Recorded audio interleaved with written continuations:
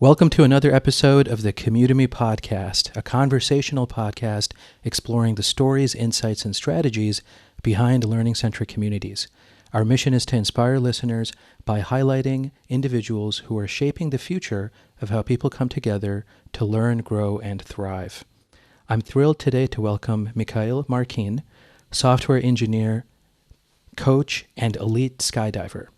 With over 13,000 jumps, 4th World Championship golds, 4 World Cup golds, and many national titles, Mikhail brings a world-class lens to everything that he does. We recently met in person in San Francisco, where I got to hear his story firsthand. Mikhail's personality brings a rare mix of vulnerability, thoughtfulness, and ambition. From high-stakes teamwork to finding purpose through performance, this is a conversation about pushing limits while staying human. Mikhail, it's awesome to have you join us today. How are you doing? It's a pleasure, Farah, and thank you for having me, and thank you for the kind introduction. It's absolutely an honor for me to have you. And one of the things that I really enjoyed, I'm going to provide a little bit of background to our audience. It's funny because I was in San Francisco for about 2 weeks at the beginning of March of 2025. And I was just on Luma trying to find what events were available. And I stumbled into this event that was being held at Silicon Valley Bank, if I'm not mistaken. And I was one of the first folks there. And I saw Mikhail, on the sofa, and there was an empty space next to him. So I sat down. Again, been to 1,000 networking events. Wasn't sure what was going to pan out. But one of the things that I was really drawn to Mikhail by was how approachable he was right off the bat. Right. You were very generous, very genuine, very understanding. This person's coming in, welcoming him, greeting him, and it just made a really great first impression.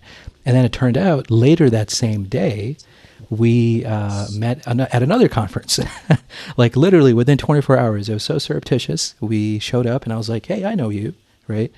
And by the end of that second meeting, we thought to ourselves, okay, I think maybe or I should say, I told Mikhail, hey, you know what? I love your story and everything that you've shared, and I think you'd make an awesome guest. And I'd love to feature the work that you've done to my audience and to my friends and listeners. So anyway, enough from me, Mikhail. I would love for you to share with us a bit about your journey.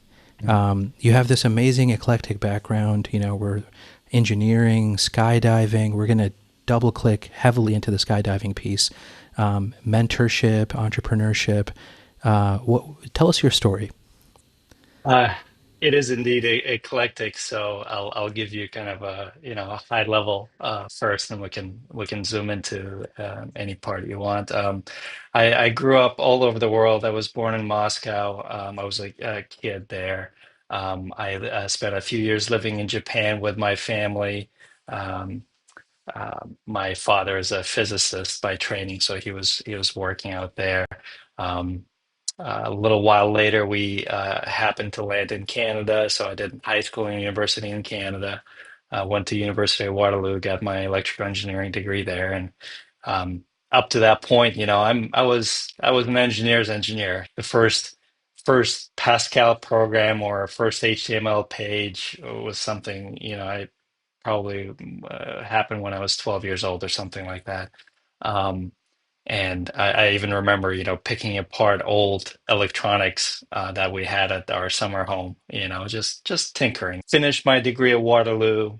Um, I had an internship with Google along the way, amongst other companies, and moved to Mountain View, California, with Google to build their platforms infrastructure for about 5 years. And through this journey, what had started as a purely technical journey. In fact, I remember in school, being kind of frustrated that, I had to take these liberal arts courses. Why do I need anthropology? Well, you just wait. you know. Um, and as my professional life started building, I started kind of having more. Touching more of the human side of work or life, and in a broader sense. I also started skydiving in college or university. Um, and once I was in California, I started doing that more and more and more. So my professional engineering track was growing, but also my athletic track was starting to evolve. And eventually evolved, I was able to formulate a goal and write down a vision statement of becoming a world champion skydiver. Um, that was back in 2010, I believe. And it, you could say it's just it was happenstance, but it's life kind of works that way, right? So where even though I've been progressing on this engineering track and my career was very strong, I was a high performer at work. Skydiving gave me that sense of a long-term adventure. You know, it gave me a long-term goal that that professional world didn't. And um, with that idea planted, it took a few years, but eventually, you know, I working my way up in that community. Eventually, I got a phone call from a professional team here in the U.S. and you know, I had to go pursue that. Um, Uh, that took me to, you know, Illinois, Florida. 3 years later, I moved to a different team, the top team in the country. I moved to Arizona, where I spent the following 9 years, you know, chasing that dream. So I mentioned that I wrote down that dream in 2010. Well, my first world championship didn't actually happen, or my first gold medal didn't actually happen until 2021. So that's 11 years plus whatever other dreaming and working I've done to that point.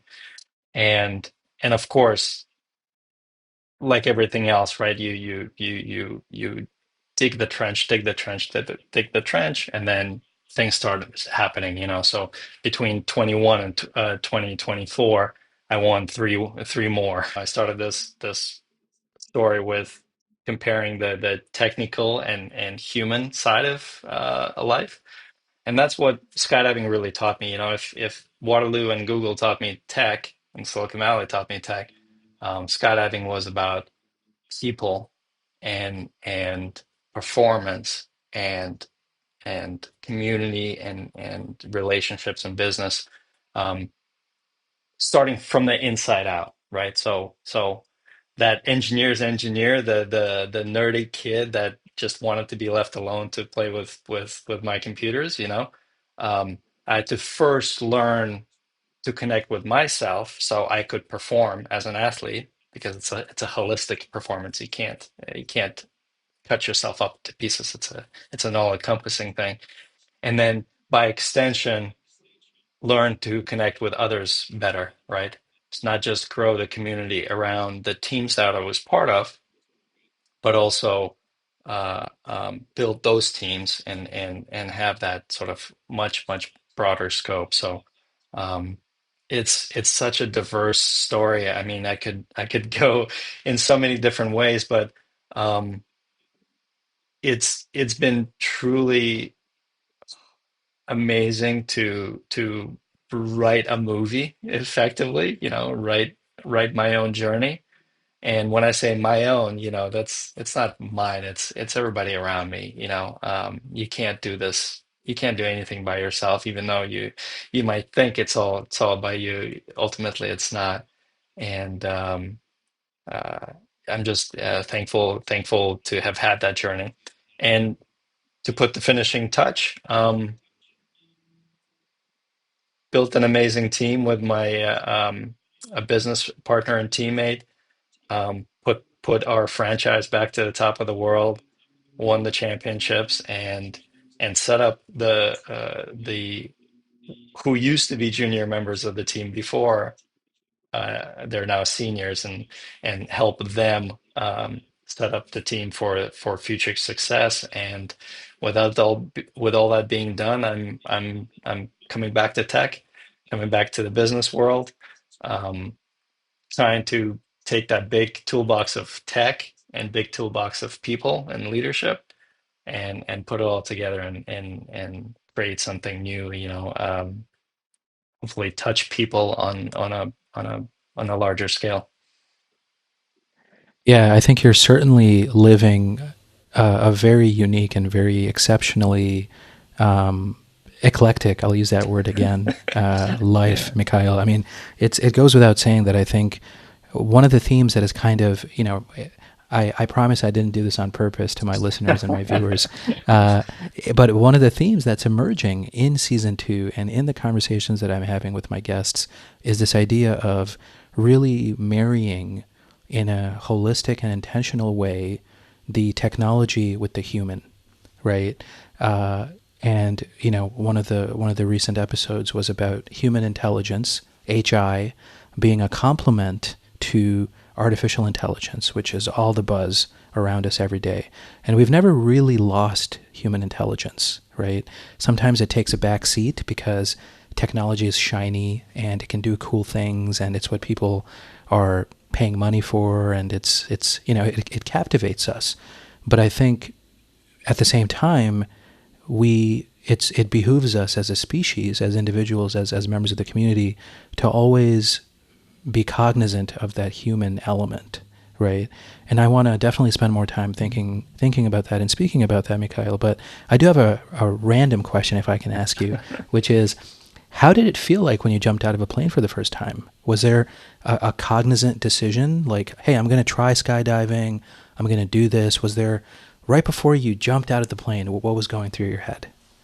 It's funny you ask because the memory is very vivid. That was 18 years ago, I believe. And the decision to go was happenstance. I think there was a little engineering student body that organized the trip. A few of my classmates were going, so I tagged along. And I think there was a choice between taking class and jumping solo versus just doing a tandem. And I figured, well, let's keep the options open. So I did the class. I jumped with a few of my classmates. And and yes, I do very much remember that moment. It's a small airplane. Imagine a small airplane with a big door that's completely removed. So there's an open panel in the airplane. So you have that the wind and everything. Um, and I remember the plane lining up for that final approach. Setting itself self up on the line that would go over the drop zone. And I remember the instructor asking me, "Are you ready to go?" And I remember taking that very cartoonish gulp and saying yes. And the jump itself, it's too dynamic, too turbulent to remember. But the next thing I clearly remember is having landed. I was literally doing bunny hops, like two legs, just like a kid, all the way back to the facility there. Um, Sometimes my friends and teammates and I joke that we uh, we compete for the sake of recreating that intensity because just like everything, whether it's tennis, whether it's running, whether it's competitive shooting, whether it's skydiving, the venue changes, but that human story, that the experience of competition, that never goes away, right? So it's we seek that feeling of you know trying to jump out of our skin because we're scared, but then doing it anyway and creating hopefully a magical experience. Yeah, I would surmise that no two jumps are exactly the same, but every time you jump, you are chasing that thrill, right? That adrenaline rush, maybe from that first time. Would that be accurate to say? No, I wouldn't say that. It gets pretty mechanical. At the densest part of my career, this was as wild to think about it now. It was during COVID. Um, we were experiencing COVID, rebuilding my primary team, the four-way formation skydiving team, and also serving on an eight-way formation skydiving team on the other side of the country. So during those 2 years, 20 and 21, I made 2,800 skydives in 2 years, and that's Wow. an obnoxious, an unhealthy, wouldn't recommend it to anybody amount of skydiving. But the point is that um, when you're doing 1,500 jumps a year, you almost don't even remember. Like you're completely in that ditch, you know. I remember my teammate asking me, it's like, "Hey, how are your parachute openings? Is the parachute packer doing a good job?"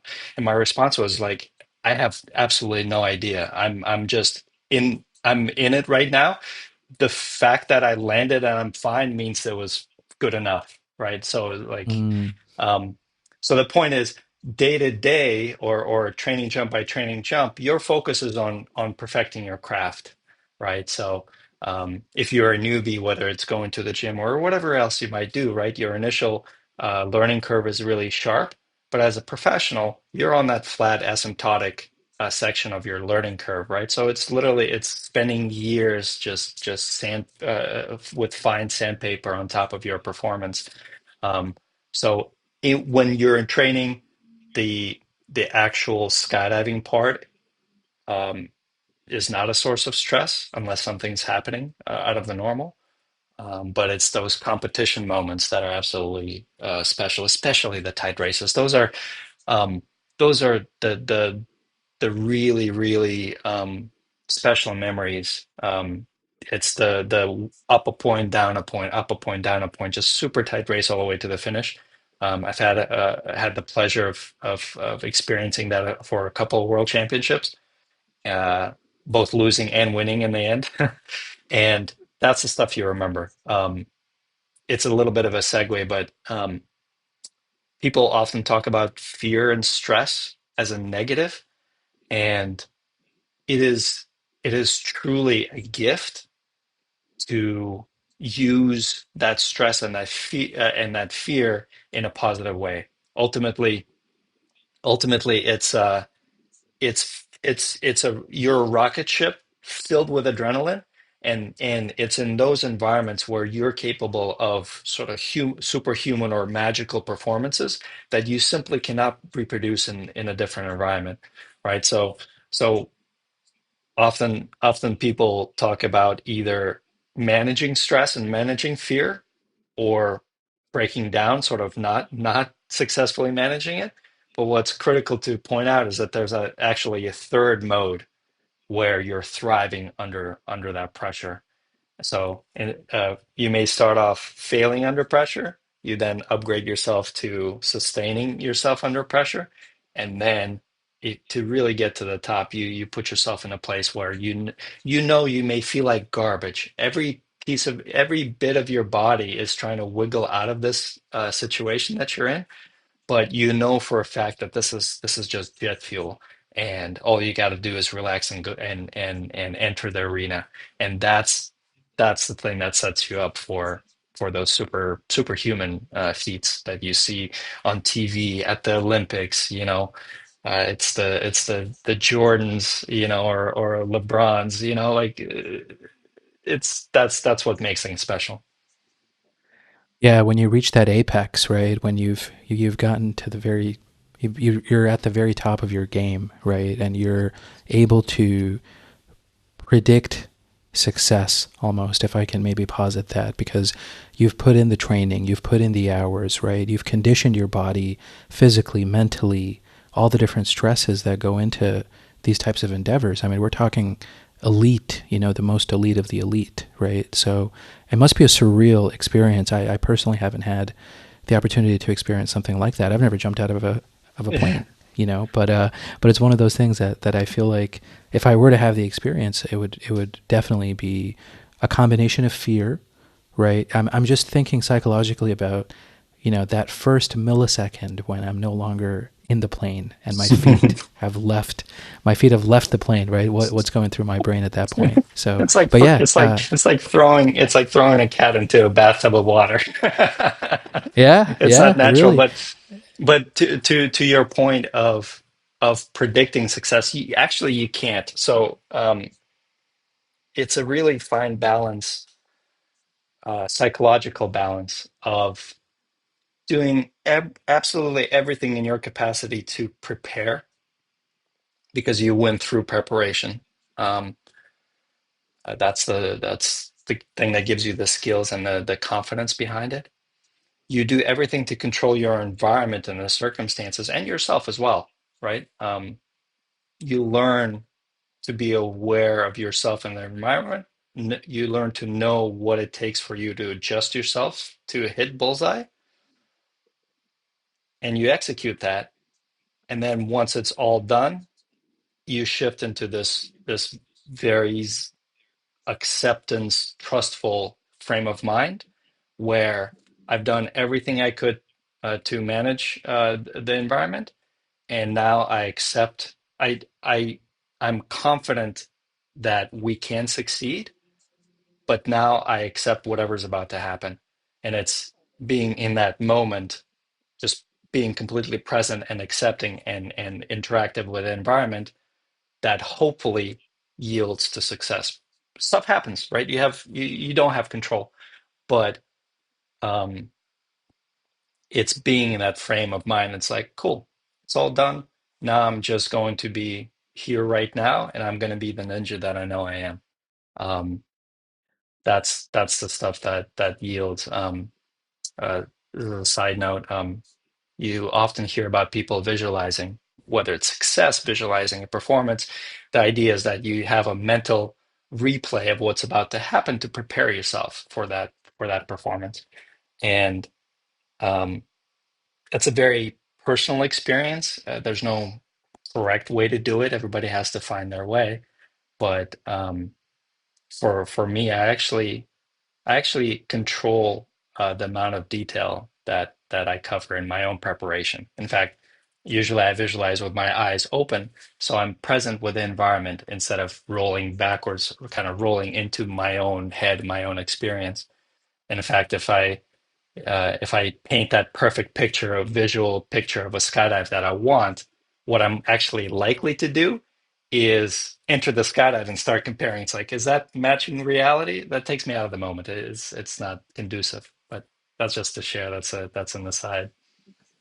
No, I think that's incredibly powerful because I mean, I tend to do this a lot where I'm trying to control every variable or as many variables as I can, subconsciously. It happens to me subconsciously. I think that's maybe how I've trained my mind and maybe the way that I think. It's very, I don't know if it's good or bad, but it's this logical, very chronological, sequential way of thinking about things. Yeah, And I know that in aviation, for example, you have checklists, right? I mean, I can't survive without multiple checklists that I have, one for business, one for personal stuff, chores, yeah, and it gives me anxiety when I don't check things off when they're due, right?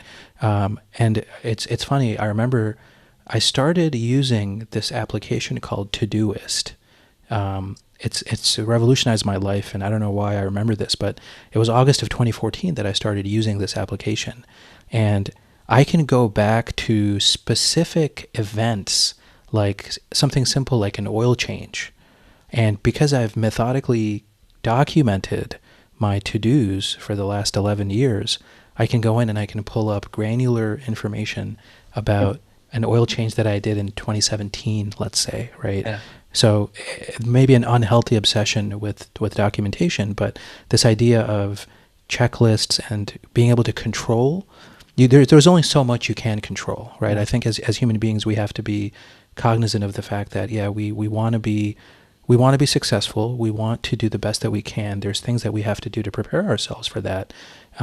But we can't belabor this idea of perfection or attaining perfection by any means necessary, because there are going to be things that we might not be able to control, right? yeah. I think maybe that, Yeah, like, there's your thoughts there, Mikhail. Yeah, yeah, Yeah, there's so many ways we can explore that. One, first of all, 100%, right? Why do we use checklists? Is because one, we're not computers, right? We miss details, right? And if yeah. a system or a situation is complex enough, aviation being one example, um, it's a source, it's a tool for raising the reliability. It is also, like, having put that aside, it's also a fantastic tool for finding comfort in routine, right? You mentioned anxiety when you don't check off a piece. The feeling of home and comfort.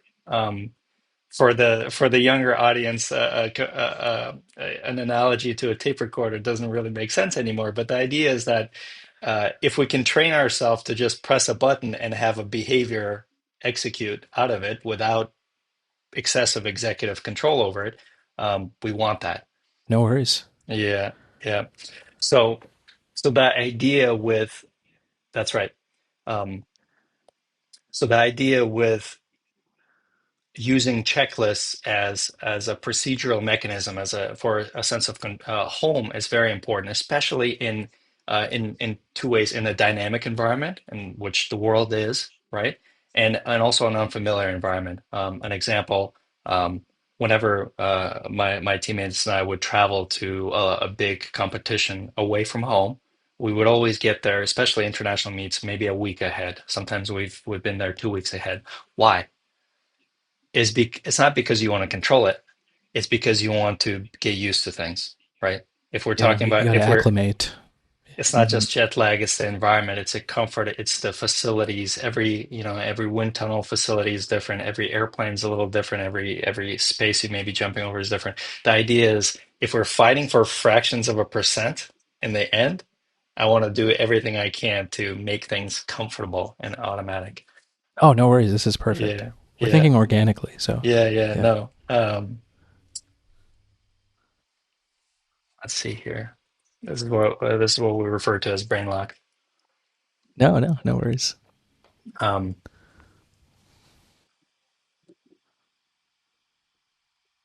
maybe we can come back to that later. Yeah, Sure. Yeah, yeah. yeah, and we'll edit stuff out, Mikhail. So no worries. That's The fine. one of the things that I want to double click on, Mikhail, is this idea. You've done all this amazing work in so many different domains, right? I mean, the technical, the athletic, the superhuman, I can maybe call it as well, right?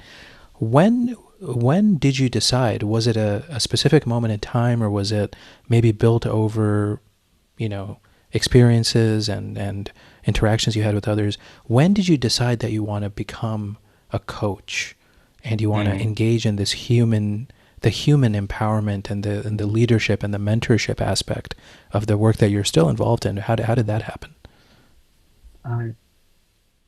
I- I'm lucky that it happened pretty early. In skydiving, we have a strong culture of mentorship and coaching each other. And I think at the outset, coaching is partly a way to process the information, right? We learn best when we teach. Um, it is also a way to sometimes, maybe get a little bit extra wind time or maybe, get a break on a skydive if you're able to help and have somebody either pay for it or maybe the facility supports your work. But coaching happens earlier on, and it's a crucial piece. I think it built up by happenstance. Ultimately, um, you just engage with the community, and that's actually the magical piece you don't realize until later, right? So you start off just sharing your love for a subject, right? But what ends up happening is you're not just building the community, but it's those folks that will ultimately carry you to wherever you want to go. It's a hard, it's a little bit challenging to describe. It's a little bit nebulous, but it is truly about the community around you in the end, and for my own journey, I came from not just a solo contributor, but a solo contributor hiding inside of myself, to Yeah. to ultimately not just teaching students, but leading big groups, organizing a world record of 100 people, performing a skydiving feat together, you know. Um, Hmm. I think that growth is organic and sometimes a little bit out of necessity as well, right? Ultimately, if you want to make a living as a professional skydiver, you have to coach. That's how we put food on the table. But the seed starts all the way at the beginning when you're just excited and want to share your love for a subject. Yeah, and I love the fact that you introduce the community element because, as we've talked about, and as listeners will realize, community really is the common undercurrent to the work that I'm doing and the conversations that I like to foster. And I think if I can, based off of what I know about you, Mikhail, and I would love for you to, confirm this or share, what actually happened. Was it my guess is that as you were building these connections, I mean, now, you've done thousands of dives, right? And in the process, you are building trust, building expertise, authority, and in a position to really influence how those that are not as experienced as you, how they kind of follow in your footsteps, right? How they potentially get to that point where they're perfecting their craft, they're reaching the apex of their performance and their abilities. What are the ways, or were there any foundational underpinnings or principles or guides, frameworks that you leveraged? And it doesn't have to be something that was formal, but what were the things that you really emphasized individually, when you were building community? Was it like, what was going through your brain when you're interacting with all these folks and you're thinking, wow, I really want to be able to, this is really coming together and I want to keep Mm, it going this way, right? mhm, What were some of those things that helped you maybe in that journey to build community? mhm. That's a great question. Partly because for me, this whole thing's been a learning experience, what does community even mean, Um, Yeah. I think if there's an underlying behavior or a tenet um, that I try to follow, for me, it's part, well, probably the most important thing is being of service to people, right? Um, it serves nobody if you are a group of hotshots, but you're completely insular, unavailable, um, secretive about your art.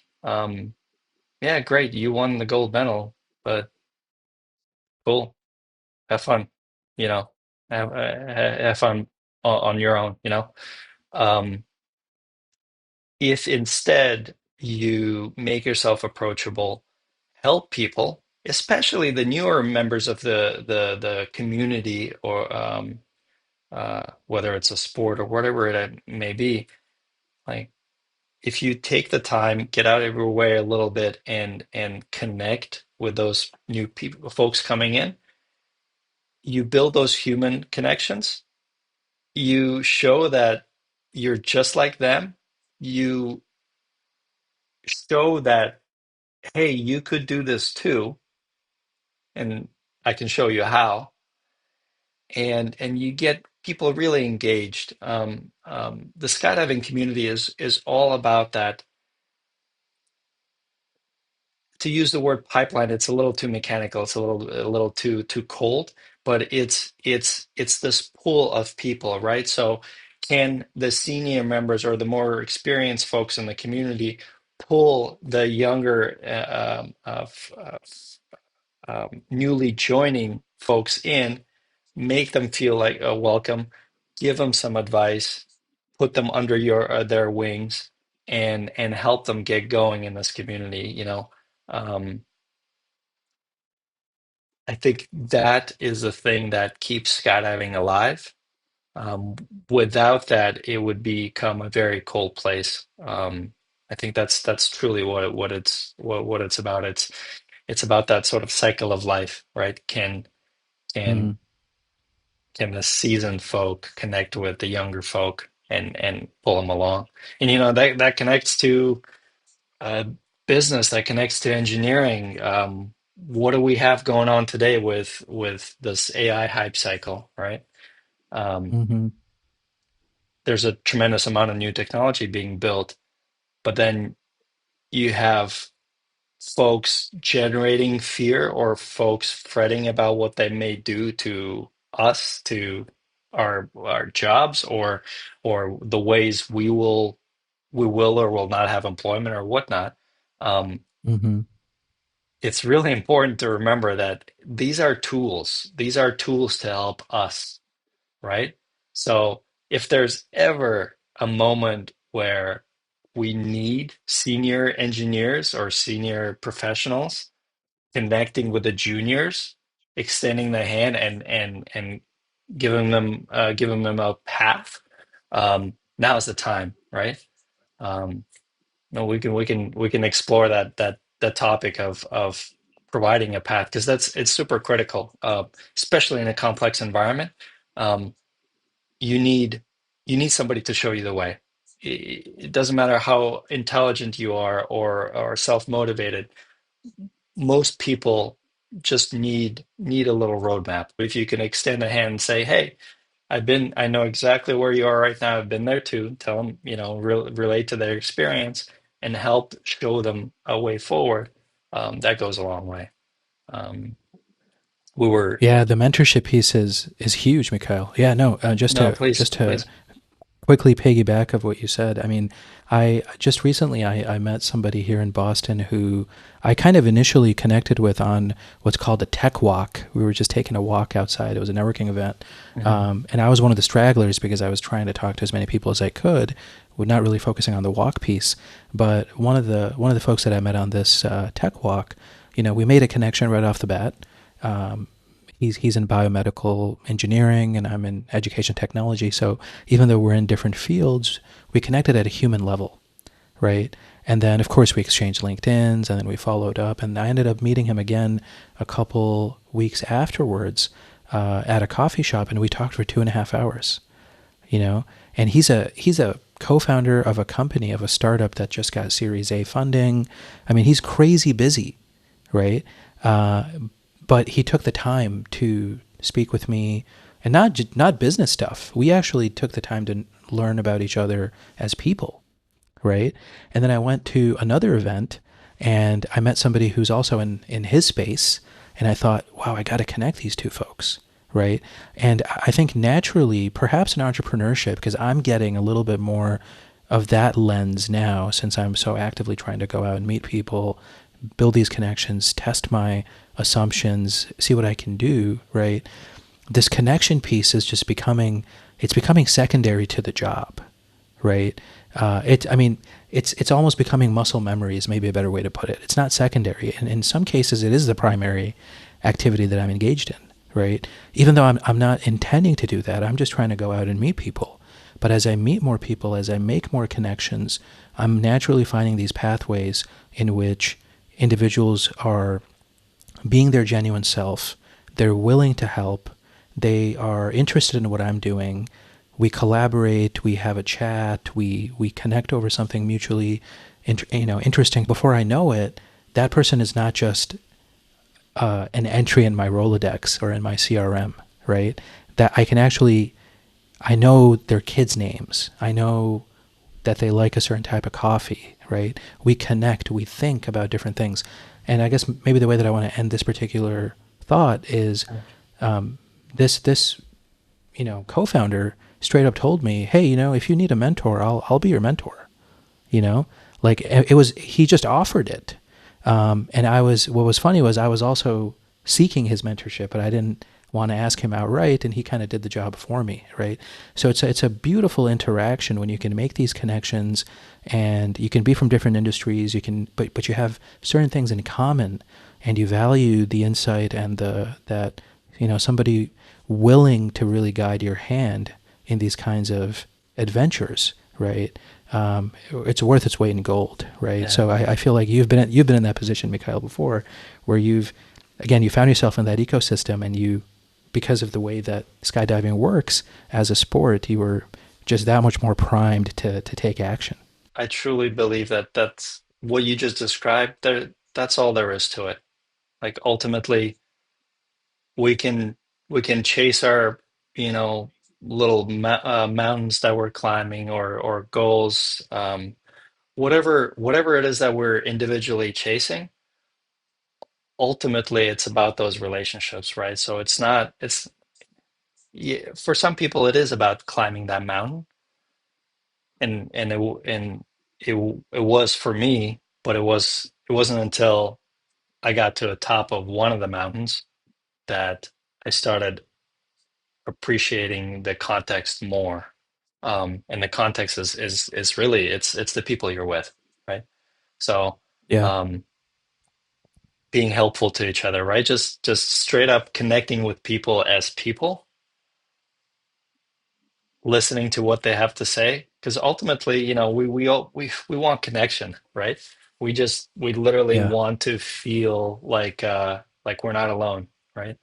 Um, a simple example. There was um, a recent tech talk or tech event, a tech evening in San Francisco, where the NBA star Baron Davis was there to do a Q&A. And the Q&A was on the topic of making that transition from an athletic career into a business career. And I could barely hold myself together, like emotionally, listening to that talk, because it was exactly my experience now, right, through this current phase of my life. And just being able to hear that this is normal, that other people experience that same turbulent adjustment, and was tremendously powerful, right? And that's a small example. You can feel the little bit of passion coming out of me, or a little emotion there. But the reason I bring it up is, like, that's all we want, right? We want community of people that understand us, people that can maybe help us take the next step, or people to challenge us. That's equally important, right? You don't want, everybody to tell you just what you want to hear. Um, it's connecting and serving each other. I think that's the complete unlock. So whether it's, again, thinking using myself as an example, making this transition back into tech, honestly, I don't know what the journey will lead to. I have no idea. All I can do is make myself present. All right, I'm literally moving to San Francisco. uh be present, help people, make connections, right? And put faith in the serendipity of that yielding something that's meaningful in the end. Yeah. Very. And I was going to say, beautifully said, Mikhail, not to cut you off, but I was going to say, again, not people might think I'm planting these words in the minds of my guests, Yeah, but serendipity, again, emerged as a theme in some of our recent episodes, yeah. right? And I think that's the beauty of human connection. You don't really know what it's like to make that meaningful connection until you've kind of gotten out of that comfort zone, right? And pushed yourself, right? Just like you push yourself out of a plane or have somebody push you. Maybe the first time that's going to be my case, right? But having that ability to take that leap of faith, right? A lot of folks that I know, they're hesitant when it comes to leaving their comfort zones for whatever reason. I mean, we've all been in that position. We're all going to be in that position, right? So it's one of these kind of constant reminders to myself that I try to keep in mind is, if you're feeling uncomfortable doing something, you should probably do a little bit more of it, right? Because you'll get comfortable doing Yeah, it, right? yeah, I mean, just like with podcasting, at the first couple episodes, Mikhail, I was like, what am I doing, yeah. right? And then I got good feedback, and now I feel a lot more comfortable and a lot more myself. And I'm sure this will continue to grow as I have great Mhm. conversations. Now, you touched on this, Mikhail, and I think maybe you've already partially answered it, but I would love to know. So, you're now moving to San Francisco. You have this amazing. I mean, we spoke at length about all the great experiences you've had and such an eclectic background, and I feel like we can talk for hours more about all the learnings that you've been able to walk away with, Mm. from skydiving and from your background. But what is next for you? I mean, when we chatted, you were, kind of on the cusp of this new chapter of your life. I think it's definitely going to involve entrepreneurship, and you'll be going into business for yourself. I think. Not that you haven't done that before. I would say you've done that many times before, but maybe this is a different flavor or a Mm. different type of work that you're interested in doing. So I'd love to hear more about kind of as much as you know and as much as you're willing to share Yeah. what this next chapter holds for you. Yeah. Yeah, there's a couple of ways to maybe frame it or look at it. Um, like I said before, tech taught me tech. Skydiving taught me people. And um, what I want to do is to bring both these toolkits or bags of tools back to Silicon Valley, back to the startup community. And on the one hand, explore serendipity, create opportunity for building a company, but also be of service to people as an advisor and a mentor, to bring that perspective, uh, the unique, the eclectic, as you put it, perspective back to that space. Um, how those two things are going to develop and morph and merge or stay separate. Um, I don't yet know, and that's part of the exploration process. All I know is I need to be patient with myself and let both these things develop. And I'm naturally pursuing them independently as well. Um, uh, and this is why, this is why you and I met, right? It's all about Yeah, being present and exploring the serendipitous opportunities, what's going on, meeting people, what's happening in the community absolutely. over there. Yeah. I have no doubt, Mikhail, that you're going to be successful beyond your wildest dreams. I think you have a very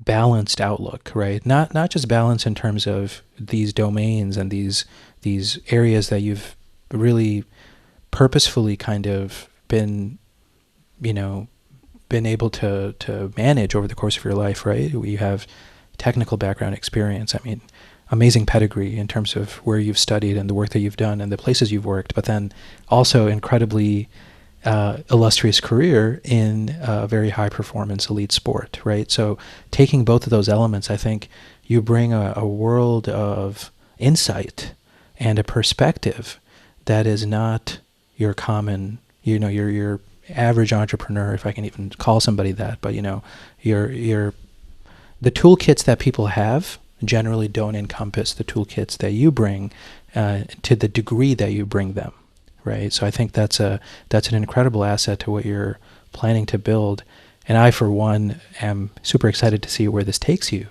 Uh, and what one of the things that I like to ask my guests is, I think I've gotten a glimpse of this already, Mikhail. So I don't know if I'm maybe answering my own question, but if there was one word, and I've had some guests say, oh, I can't do a word, I'll have to do a phrase, right? But if there's one word or phrase that you think really encapsulates the arc of your journey, along all these domains, right? So we touched on your background as an immigrant, your very, you know, very disciplined approach to the very different domains that you dedicated yourself to: tech, then skydiving, mentorship, coaching, building community, right? It's very eclectic. I think we're going to have to put the word eclectic in the title of this episode somehow, right?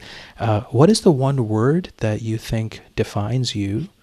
I would say service. Thank you for the kind words. When it comes to me and me driving my life, the word is explore. It's, is it possible? Can I do it? Um, and as you expand away from me, it becomes, can we do it? Right? And you're absolutely right. When it comes to the people around me, it is absolutely service. It's, how can I be of service to folks around me? Because ultimately, that's what we do. that's what we do, right?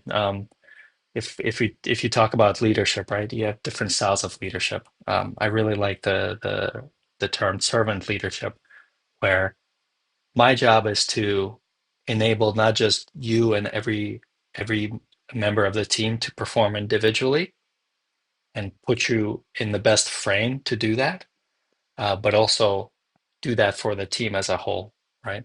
It's not about me. It's not about the head of the team. Um, the best possible job you could do as a leader is create a team that would function without you. Um, and that's where that service piece comes. I think being able to walk away from a team that you nurtured, right? You made an impact. You touched every person on a team in a way that will leave a lasting legacy of your wisdom, your knowledge, your expertise, whatever it is, right? And then being able to, like you're saying, walk away where now each of them is a leader in their own right, right? And then they can pass that on to the people that they interact with and touch. So, I think that's an incredibly empowering, and also it's the definition of leadership, honestly, right? I've had another guest come on recently who said, he's a coach, and he mentioned, I would want my clients to not hire me. Like, me Yeah, going out of yeah. business is a definition of success, right? Exactly, right? So we don't want to necessarily pigeonhole ourselves into this understanding of, or into this idea that we are necessary for people's success. We absolutely are. But true success, in some way or another, is when you can remove yourself from the equation and each person is a leader in their own right, right? And then it's Yeah. just cascades down where it just becomes concentric circles of leaders, each doing their own thing, each impacting their networks. If you think that your goal in life is to create legacy or impact or to change your world, I got bad news for you. You have no control over that. The only thing you can Mm-hmm. do is to take the small little steps along the way, be helpful, be useful, be an upstanding member of your community, serve your community, and let everything else percolate out. We have absolutely no control over a long over the long haul. Like I've lost track of the surprising ways, either um, or feedback or little memories that people have of us doing something together. Um, like you have no control. just just be of service. Yeah, I think that those are very, very wise words to live by. Mikhail, how can people find your work, and how should they get in touch with you? I'm sure this will spark so much interest among our Yeah. listeners and all the places that this podcast ends up going. So yeah, what's the best way for them to learn more about your work and maybe reach out? Of course, please reach out if there's any way I can be of service to you. Reach out. We'll list the email, the phone number, the LinkedIn address. Um, uh, I've got Facebook, Instagram as well, but those are mostly the in the skydiving realm. But yeah, Yeah. anything I can help you. Whether if you're a founder or you have a small team going, maybe a small business owner with a small team working through challenges of sustaining a team over long periods of time, communication, trust, team dynamics, personalities. Maybe you are an investor, right? And you're going through a difficult time with a company or a team that you're part of and you're investing in. Um, any of those ways where I could possibly bring a different perspective or these toolboxes of stories and experiences and be of service to you, I'd love to hear from you. Sounds amazing. We'll put all of that information in the show notes as well, Mikhail, and I'm sure you're going to be happy with the people that reach out, and the excitement that this generates. Mikhail, it was an absolute pleasure speaking with you. I hope this is the first of many conversations that we have as we continue to follow each other's work. And yeah, thank you again for being a part of this experience. Absolutely. Thank you so much, Farhan.